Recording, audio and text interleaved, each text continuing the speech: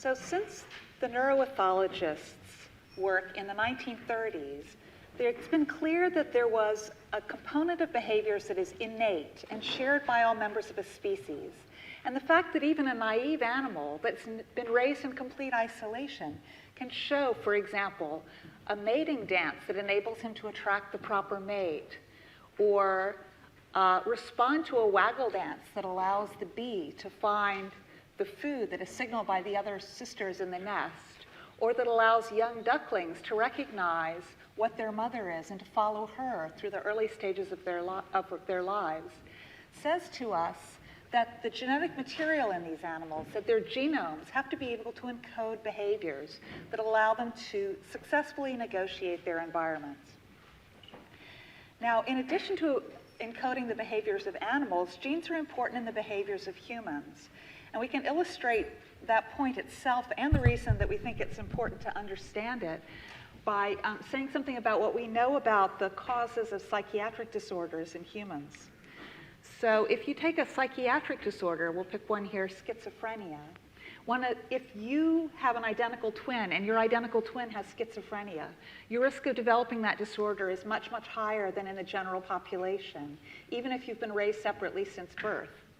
Your non-identical twin or your brother or sister also have a higher risk, but not nearly as high, compared to the general population.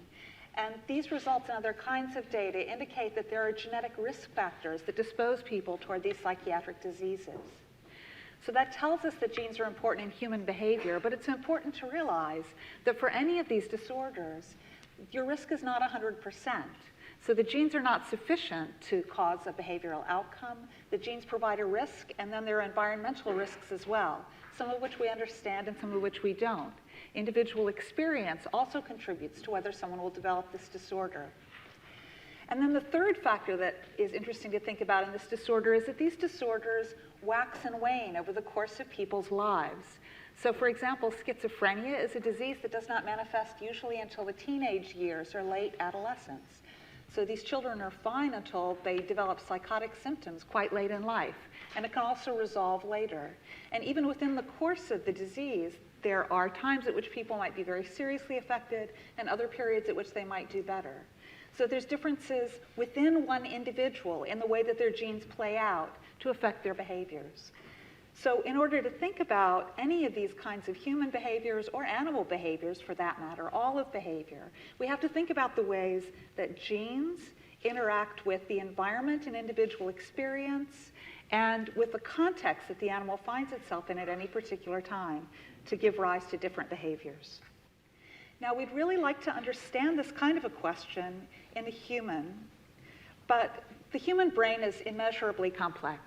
There are billions of neurons in the human brain. They are connected to one another with trillions of synapses.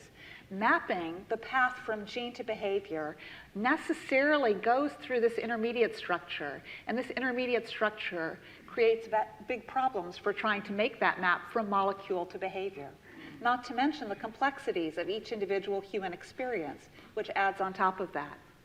So as a way of reducing this problem and to try to understand general principles that give rise to behaviors, we study a much simpler organism, the nematode worm Caenorhabditis elegans, first developed as an experimental animal by Sidney Brenner in the 1960s.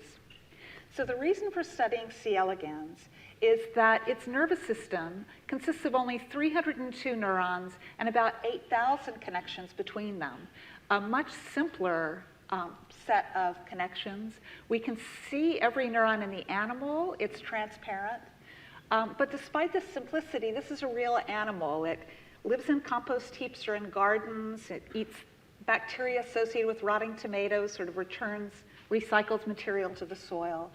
It moves around, it makes decisions, it mates, it even learns about its environment. And all of this is accomplished with this greatly simplified nervous system. And despite the simplicity at an anatomical level, at a genetic level, C. elegans shares many genes with humans.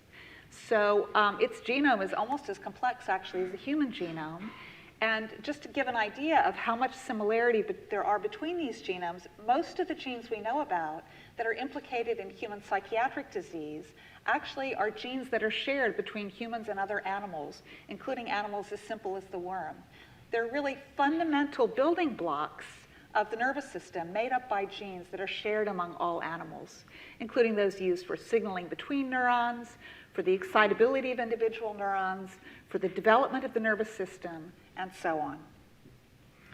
So the nice thing about C. elegans is that we can study these genes individually, under our own control. We can manipulate those genes in individual neurons. We can look at the neurons. We can look at their activity. And we have in front of us, through the work of John White and colleagues, a complete wiring diagram of the worm brain. So these are those 302 neurons, each individually laid out. These neurons are so reliable from worm to worm that every single neuron has its own name, and we can point to that neuron in every worm and know that it's this neuron or that neuron. And the connections between them, the faint gray lines here, are also reliable. But those of you who are in the audience will not really be able to read this wiring diagram and see how it gives rise to behavior. And in fact, despite the fact that this wiring diagram has existed for 25 years, it's still not possible to just read it and understand how a behavior works.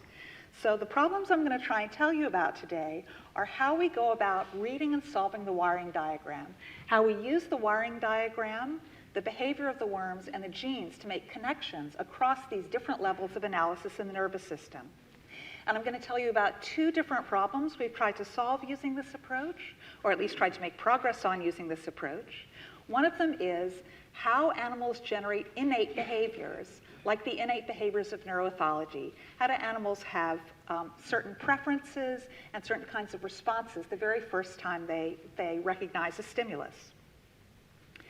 So to address this problem in C. elegans, the first question we really had to ask ourselves was, what behaviors does it have? What behaviors can it show?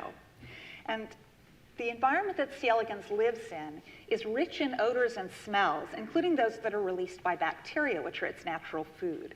And so the worm has an exquisitely sensitive sense of smell and of taste. It can respond to about half of the random chemicals you buy from a chemical catalog. It can make very fine distinctions between them based on really small changes in structure. It can probably detect hundreds or thousands of odors, and it can report to us that it has detected those odors by the behavior that it generates. So if we put a group of worms down in a worm's environment, which is a Petri plate, and we place an odor on one side of it, the worm will, if it likes that odor, the entire population will rapidly move over to the source of that odor. And that's true for this compound here, the buttery compound diacetyl, which is released by certain bacteria. If it doesn't like that compound, the worms will report that to us by running as far away from it as possible, as they did for this compound here. And then there are other kinds of responses. If they don't detect it or if they don't care, they might scatter. And then there are other kinds of physiological or developmental responses. They can show to other kinds of chemicals. So we use these sorts of assays to study the behavior. And then we combine those with the wiring diagram. So here is the worm's head, and here is the worm's nose, where some of its neurons are exposed to the environment, where they can directly detect environmental chemicals through their cilia. And we, starting in Bob Horvitz's lab at MIT, we mapped out the functions of all of the different neurons within the worm's olfactory system, shown here, by killing neurons and looking at the animal's behavior. And what we found was that each sensory neuron in the worm detects a very characteristic set of odors or tastes. Each neuron is different from all the others. Each neuron has reliable properties. So this neuron here detected that attractive buttery smell as well as a nice potato smell here. The neuron right next to it here in red detected a noxious odor that the worms would avoid. And this can be followed around this entire cluster of neurons. So how do the animals actually physically detect these molecules? We asked that question by using genetic approaches to find worms that had sensory differences. Worms, for example, that were blind to the smell of this one odor, but could still detect many other odors. And this kind of response led us to the molecules involved in olfaction. And so Piali Sengupta, when she was in the laboratory, identified a molecule called odor 10, the 10th odor sensing mutant that we identified. This molecule is expressed only in the AWA olfactory neuron, which detects that attractive buttery odor. It's required for the worms to sense that buttery odor. And It represents one of a large family of related molecules, which we found by similarity through the worm genome and through other studies. When all the dust had settled and are characterizing those, we realized that there were many molecules similar to odor-10 in the worm genome, that each of them was expressed in a small number of neurons, and each sensory neuron, each olfactory neuron, expressed a small number of these receptors. And that C. elegans had in its entirety about 2,000 genes. 10% of all of the genes in its genome are devoted to this problem of sensing chemicals in its environment. So the worm's genome is at some level telling us that we were right to study olfaction, because this is something that the worm really cared about enough to devote a large amount of its genetic firepower to solving this problem. So similar mechanisms are used in smell and taste in other organisms. So for example, prior work from Linda Buck and Richard Axel had identified about 1,000 genes that are involved in olfaction in rodents, in mammals, in the same family as these genes here, that also show this property of having selectivity for different chemicals and of being expressed each individually in small numbers of neurons in the nose. So this gives us the first part of an answer we might want to have about olfaction, which is, how does the animal actually detect many chemicals? The answer is it has many, many specialized detectors, molecules that sense these chemicals. But it also gives us a tool to look at the logic underlying the behavior. Not just why does the worm detect these chemicals, but why is the worm attracted to this chemical, diacetyl? Why does it approach it rather than avoiding it or responding neutrally? And once we had this gene in hand and the ability to manipulate it, we were able to use the genetics to probe the nervous system, to alter the nervous system of worms to address that problem. And these were experiments done by Emily Trummo when she was a graduate student in the lab. So wild-type animals detect diacetyl because the odor-10 molecule is expressed on the AWA neurons, and they approach this odor. This molecule is essential for the worm to detect it. If you strip that away by a mutation in this gene, the animals simply ignore diacetyl. Emily restored the odor-10 molecule to these worms that didn't have it, but instead of putting it at its normal location in the AWA neuron, she put it on the adjacent neuron, the AWB neuron, which normally detects repulsive odors. And when she tested these worms, she had in fact restored the animal's ability to detect diacetyl. They could smell it again, but now they generated the wrong behavior. They avoided it instead of approaching it. They showed the behavior appropriate for the neuron that detected odor-10, not the behavior that's appropriate for a worm sensing this odor in its environment. And from these and other experiments in which we could rewire the connection between odor and behavior, we have an idea of what's going on in organizing the olfactory system. And that is, there are clusters of sensory neurons in the nose, but these sensory neurons are not neutral detectors. It's not that the worm just detects a lot of odors and transfers it to a higher brain area and then decides what to do about it. The sensory neurons really encode innate preferences. Certain sensory neurons are interested in attraction, and other sensory neurons are interested in repulsion. And they start to segregate that information out at the moment of sensation so that they're channeling that information differently as it goes to the brain. As a result of this pre-pattern that helps to organize the behavior, a young animal, the very first time it detects diacetyl, will know to approach it. It's because it's encoded in this map, and go toward an odor that might predict food, and to avoid a different odor that might be toxic. This idea of a pre-pattern appears to extend to the senses of taste and smell in many other animals. So for example, work of Charles Zucker and Nick Ripa and colleagues in mammals showed that the taste system in mammals is wired up very much like the olfactory system in worms. They showed that there are taste cells in your tongue that detect, for example, sugars, sweet substances, and different taste cells that detect bitter toxins and alkaloids.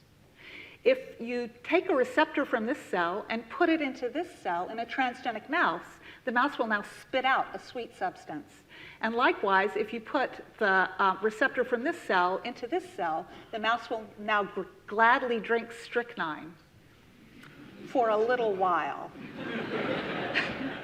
And so the ability to rewire this suggests that there's also a pre-pattern in the mouse taste system, that from the time a mouse is born, it knows to drink nutritious, sweet substances and to reject bitter substances that will kill it.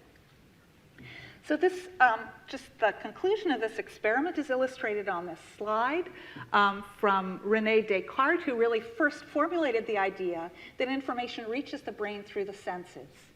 So we have senses that detect features of our environment. That information is sent to the brain, and then it organizes appropriate behaviors.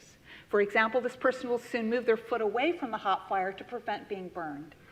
And in the senses of touch and pain are like the senses of smell, there seem to be pre-patterns of neurons that are wired into detecting dangerous conditions and neurons that are wired into detecting non-dangerous conditions to help to organize our behavior, for example, to avoid the flame before the first time that we're burnt.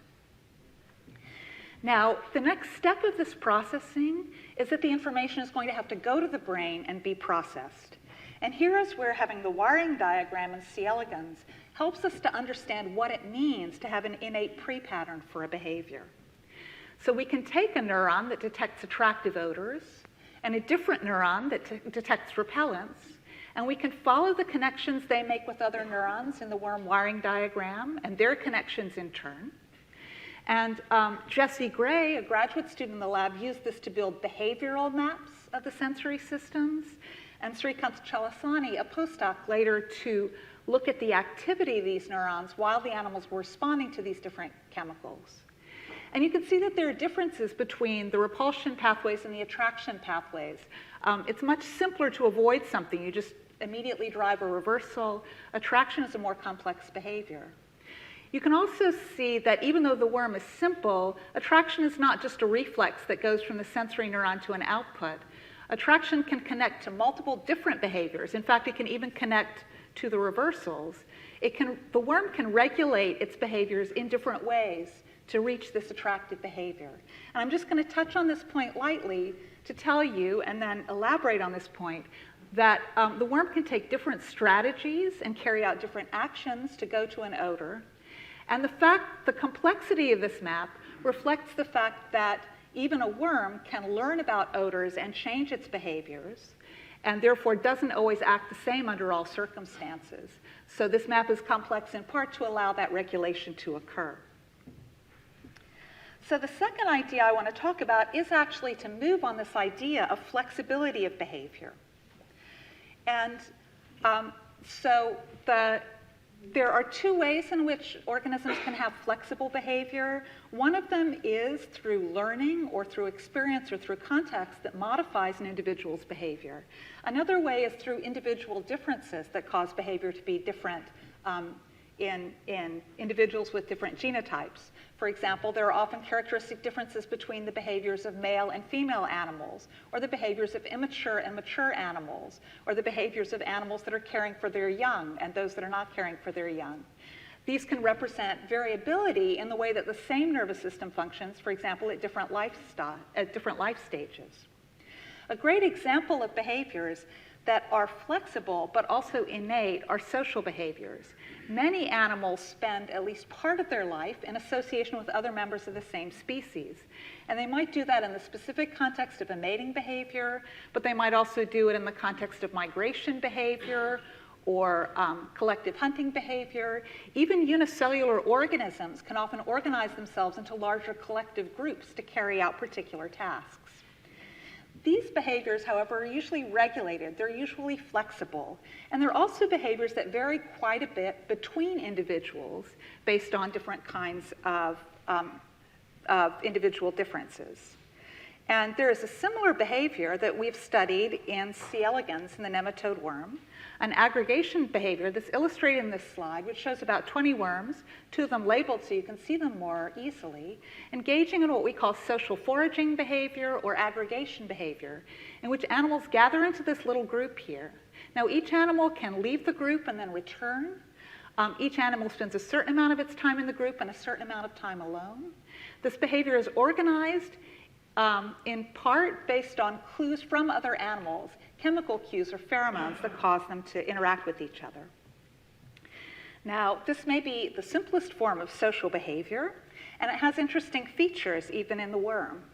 And two of its interesting features are that it is genetically variable between individuals and it is context dependent. So genetic variation is exemplified by the behavior of these two different wild-type strains of worms.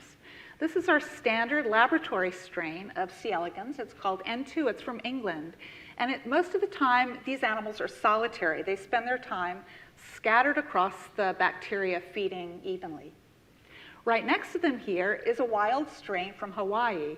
These animals are highly social, and they spend almost all of their time in the feeding groups here. So this is a heritable genetic difference in their behavioral preferences. Some of them like to be together, some of them like to be alone. In addition, both of these strains show regulation of this behavior by the context. And that shows us that both of these strains are capable of generating both of these behaviors. It's just that they choose to do them under different circumstances. All worms, when they're under what they consider optimal low-stress conditions, will tend to be solitary. All worms, when they're highly stressed, will tend to be social. These two strains differ in their thresholds for particular kinds of stress. A particular stress that's important here, actually, is the level of oxygen in their environment. So aggregation is a stress behavior as well as being a genetically variable behavior. So how does this behavior work? When Mario De Bono was in the lab, he identified the gene that was responsible for the difference between the wild-type social and solitary strains. And this gene is a Gproteincoupled receptor. It has high activity in the solitary animals, and it has lower activity in the social animals due to a single amino acid change that alters the activity of the protein.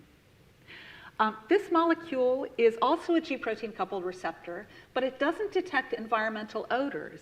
It detects peptides made by the worm that are used from one set of neurons to signal to a different set of neurons. So these so-called neuropeptides represent one of the different ways that neurons have of communicating with one another. So when you look at a group of neurons within the nervous system, they can communicate with each other through what's called fast chemical transmission that occurs at synapses. They can communicate electrically through gap junctions, and they can communicate through the use of neuropeptides. If we contrast fast chemical transmission to neuropeptides, fast chemical transmission is very rapid. It can occur in milliseconds. It's local. It occurs at well-defined synapses. It turns neurons on and off. It depolarizes and hyperpolarizes them. And this is a very good way to generate rapid, accurate, precise behaviors, like throwing a baseball or running away from a lion. Neuropeptides are much slower. They signal on the second-to-minute time scale of their Gproteincoupled receptors. But they're excellent for acting as global regulators of behavior because they can act at a distance. They can diffuse far from their site of release to activate neurons that are not right at that synapse. Now, they're modulatory. They tend to change the system's sensitivity to other kinds of transmitters rather than directly turning it on and off. And so the combination of not having a nice fixed anatomy and not having a huge effect means that these are harder to study using the classical neuroscience techniques of neurophysiology and neuroanatomy. But they're clearly important in behavior. And in mammals, neuropeptides are implicated in social behavior, sleep, pain, feeding, and stress responses. So we were happy to find this neuropeptide receptor as a regulator of worm behavior. So again, in worms, what we have available to us that's really helpful for our understanding is a wiring diagram that can help us learn not just that a neuropeptide receptor regulates behavior, but exactly how it does so. So, for example, we can identify exactly one neuron that is the essential site of action of the neuropeptide receptor NPR1. Identifying this gene brought us to this neuron. Once we had identified this neuron, we realized that if we killed it, the animal could not generate social behavior. This neuron is the essential regulator of social behavior. How does it work? Back to the wiring diagram, let's look at its connections. This is the neuron, what we call the hub of the circuit for regulation of social behavior. This neuron has an unusual set of wiring motifs. It has many gap junctions, which is unusual in C. elegans and actually also in our own nervous system. But the thing that's really interesting is what it has gap junctions to. It has gap junctions to the neurons that sense stress, that stimulate aggregation behavior, and it has gap junctions to neurons that sense pheromones that detect other animals. So this neuron here is in a position to integrate the environmental information about stressful conditions and about other animals that allows this behavior to take place. And this neuron is also the site at which genetic variation acts to make animals more or less sensitive, more or less likely to generate aggregation behavior. So this hub is the location at which genetic and environmental regulation converge to generate a single behavior. Now, this one behavior and the regulation of this behavior of neuropeptides is actually the first step of this two-part behavior. Solitary animals not only fail to be attracted to pheromones, but they're actually actively repelled from pheromones, as you can see in the behavior patterns shown here. And so if we look at this circuit from the perspective of a solitary animal, we can identify the neurons involved in avoiding other animals. These are some of the same neurons that are part of the hub for social behavior. This one neuron can generate either an attractive behavior or a repulsive behavior through different sets of synapses. This is, in fact, quite different from what I told you at the beginning, where we thought that the neurons did either one thing or another. This neuron is showing us that it has a certain amount of ambivalence about pheromones. It's only in the context of other signals that it will decide what the animal does. If these stress signals are present, the animal will promote attraction. But if NPR1 is at high activity, the animal will shut off this attractive circuit and promote repulsion instead. So looking at this circuit from this perspective, we can see that there's not just one wiring diagram in this animal, there are multiple wiring diagrams. There are many different connections between neurons, and we believe that because of the action of neuropeptides and neuromodulators, subsets of these connections are more active or less active at a given time. So what that means is that the nervous system is flexible, that the activity of these long-range diffusible molecules can remodel it. And similar ideas about neuromodulators have emerged in a variety of different systems, including work from other Kavli Prize winners in motor systems, as well as people working on feeding circuits and sensory circuits, as we look across different animals. And so when we look at the human brain, we see also an incredible level of connection between different brain areas, really sort of an overwhelming level. And we also see that there are about 100 different neuropeptides. So if we think that this might work the same way, we can think that these neuropeptides might be regulating these different connections to assist the flow of information through the brain so that humans generate different behaviors under different circumstances. For example, when they're hungry versus satiated, when they're under stress, or when they're in the presence of other individuals. All of these key processes that are regulated by neuropeptides. So I'd like to close by saying that one of the things that makes people uncomfortable about genetics is the idea that genetics is somehow deterministic, that your genes make you do something or the other. But here, where we've taken a genetic approach, we've reached the opposite understanding. We reach the understanding of the nervous system of something flexible, something that can be reversibly rewired, that different kinds of inputs, that regulation by context and environment can allow a fixed structure to respond to different circumstances to generate different kinds of outcomes. We think this might help us to understand behavior in a broader way. Thank you.